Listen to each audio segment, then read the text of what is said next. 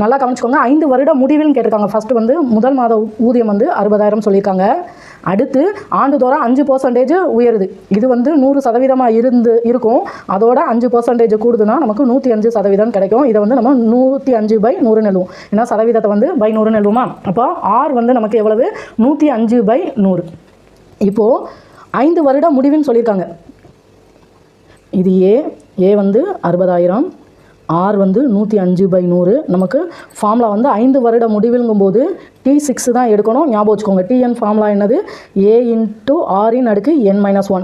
ஏன் இங்கே 6 எடுக்கிறோம்னா இங்கே வந்து 5 வருட முடிவுனா அந்த 5 வருஷம் முடிஞ்சதப்போ அவங்க என்ன சம்பளம் வாங்குறாங்கன்னு கணக்கு பண்ணணும். அப்போது T6 தான் எழுதணும்.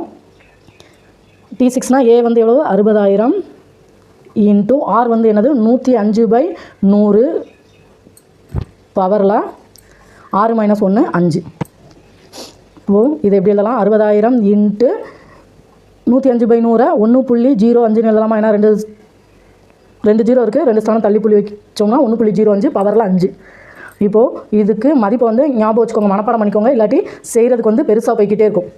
1.05 பவரில் 5ஓட மதிப்பு வந்து நமக்கு 1.276282. இதை வந்து நல்லா மனப்பாடம் பண்ணிக்கோங்க. 1.05 பவரில் வந்து 5, இதோட மதிப்பு வந்து 1.276282. இப்போது இதை 60,000த்தையும் பெருக்கணும். பாராள பெருக்கலாமா?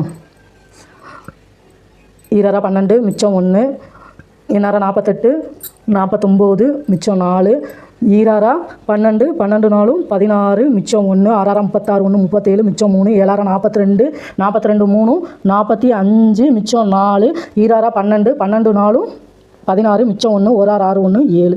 அடுத்து இங்கே பாருங்கள் 1 2 3 4 0 இருக்குது. 1 2 3 4. அடுத்து எத்தனை ஸ்தானம் தள்ளிப்புள்ளி இருக்குது? 1 2 3 4 5 6. 1 2 3 4 5 6. அவரோட 5 வருட முடிவில் அவருடைய மாத ஊதியம் வந்து இதுதான் 76,576.92. இதே இது முழு எண்ணாக்கன்னா புள்ளிக்கு அடுத்து 5 5க்கு மேலே இருந்தால் இதோட ஒன்று கூட்டிக்கிடுவோம். இப்போ 76,577.